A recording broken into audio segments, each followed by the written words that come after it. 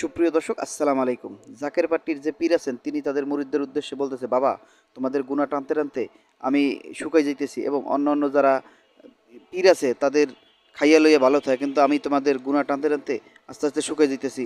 আসলে কত বড় সরল সোজা মানুষরা এরকম বোকা বানায় শুনুন। আপনি যদি প্রত্যেকদিন একটা খাসি রোস্ট করে খান, আপনার কিছু আসে যায়? আপনার শরীরের কি অবস্থা? তখন করে বাবা মরিদানে গুণা টানতে টানতে আমার এই অবস্থা।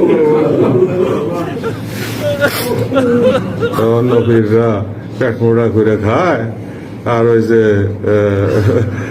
ইসে টাকা পয়সা ঠিক মতো না পারে মুড়িদের বাড়ি শহরের নামে, আর টাকা না দিলে পরে দরা পাটের দরা টেনে না পায়। আর দেখো তোমার পীরের দিকে তাকাইয়া না খাইয়া রেখে আর বেরিয়ে গেছে। তার জন্য তো গেল 45 42 দিন হয়ে